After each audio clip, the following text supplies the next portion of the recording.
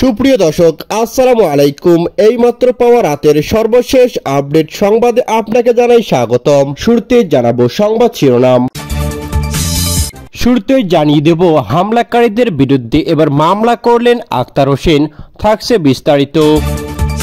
এদিকে আরো জানিয়ে দেব এনসিপিকে শাপলা প্রতীক দিতে হবে, না হলে দেশের অবস্থা খারাপ হবে বললেন সাজিদ আলম।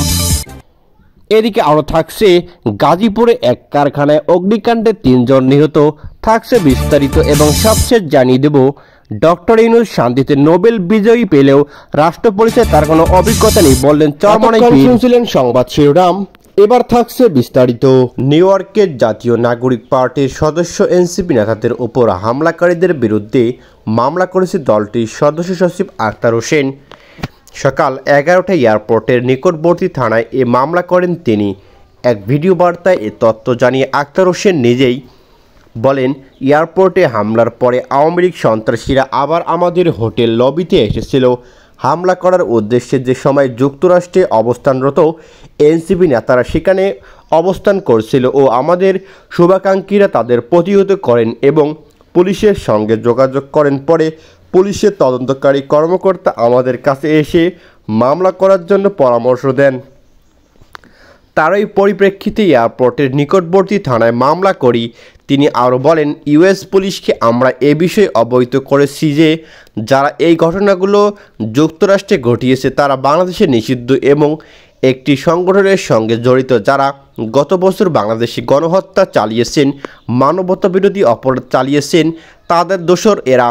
এদিকে আক্তার হোসেন আরও বলেন, আওয়ামী সন্ত্রাসীরা যেখানেই থাকুক না কেন আমরা তাদের ব্যাপারে আইনগতভাবে প্রতিকারের ব্যবস্থা গ্রহণ করব। আমরা একথা বিশ্বাস করি, আওয়ামী সন্ত্রাসীদের অপরাধগুলোকে আইনগতভাবেই নিষ্পত্তি করা সম্ভব।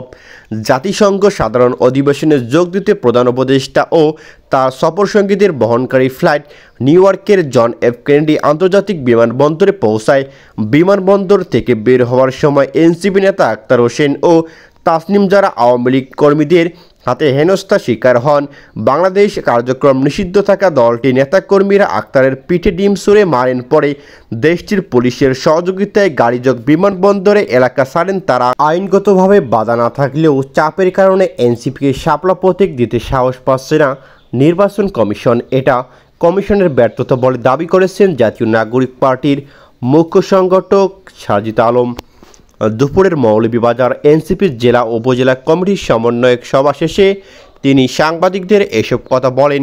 সাজিদ আলম বলেন, আইনগত বাধা না থাকার পরেও অন্য কোনো চাপের কারণে এনসিপিকে শাপলা প্রতীক দেওয়া সাহস করতে পারছে না নির্বাচন কমিশন। এটা তাদের জায়গা থেকে আমরা মনে করি তাদের বড় ব্যর্থতা, তারা এইটুকু সাহস দেখাতে পারছে না। ওই জায়গায় ইতিমধ্যে আপনারা দেখেছেন, আমরা পুনরায় আবেদনও করেছি। সাজিদ আলম আরও বলেন, ইসি বলছে শাপলা প্রতীক সংযুক্ত করা হয়নি, অথচ আমরা সেদিন আবেদন করেছি। সেদিন থেকে তারা এ কাজের প্রক্রিয়া যাওয়ার কথা ছিল। নিউ ইয়র্কে আওয়ামী লীগের হামলার প্রসঙ্গ টেনে তিনি বলেন, ছাত্র জনতার গণ অভ্যুত্থানের নেতৃত্ব দানকারী নিয়ে সরকার যখন সফর গেছে তখন সরকারের প্রতিরোধমূলক ব্যবস্থা নিয়ে যাওয়া উচিত ছিল, এটা সরকার নেয়নি, যা সুস্পষ্ট গাফিলতি। এই সীমাবদ্ধতার দায় সরকারকে স্বীকার করতে হবে। তিনি আরও বলেন, আমরা চাই পরবর্তীতে দায় বহন করা বিবৃতি দিয়ে যেন পদক্ষেপ শেষ না হয়ে যায়। সরকারকে স্পষ্ট এর বিরুদ্ধে ব্যবস্থা নিতে হবে। আমরা সেটার দিকে তাকিয়ে আসি। একান্তই তাদের যদি কষ্ট হয় তাহলে আমরা তো সাদা লাল শাপলাও চেয়েছি। এনসিপি জেলা প্রধান সমন্বয়কারী ফাহাদ আলমের সভাপতিত্বে এই সভা অনুষ্ঠিত হয়েছে।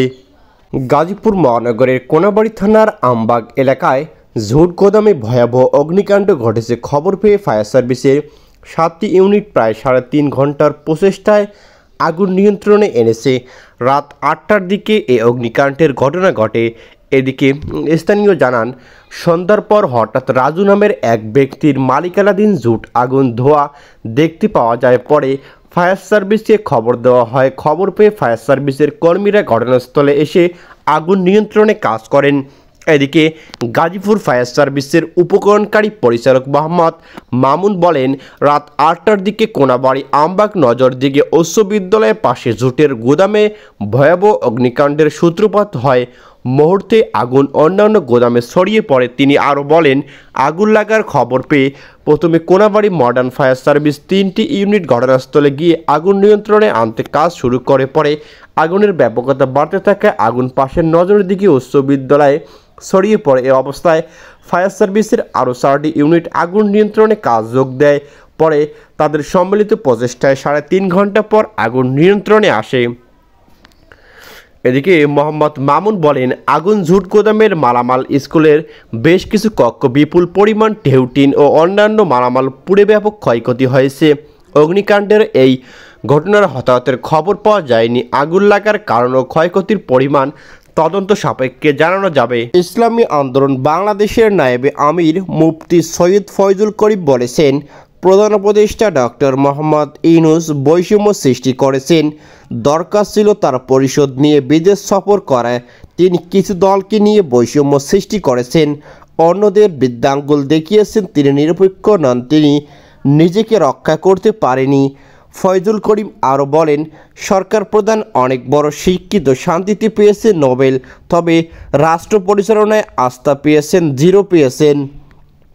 এদিকে বিকেলে ফরিদপুর বোয়ালমারী চৌরাস্তা স্টিল পট্টিতে ইসলামী আন্দোলন বাংলাদেশ আমিরের আন্দোলনের যারা ক্ষমতায় ছিল তারা বাংলাদেশের দুর্নীতিতে চ্যাম্পিয়ন হয়েছে। অন্যদের মধ্যে ফরিদপুর 2 নগরকান্দা আসনের খেলাফত মজলিসের প্রার্থী শাইখুল হাদিস আল্লামা শাহ আকরম আলী, ফরিদপুর 1 আসনের জামাত ইসলামের মনোনীত প্রার্থী কেন্দ্রীয় সদস্য মোহাম্মদ ইলিয়াস মোল্লা, ফরিদপুর 1 আসনের খেলাফত মজলিসের প্রার্থী কেন্দ্রীয় যুগ্ম মহাসচিব মুফতি শরাফত হোসেন ও ইসলামী আন্দোলনের প্রার্থী ঘোষণা করা হয়।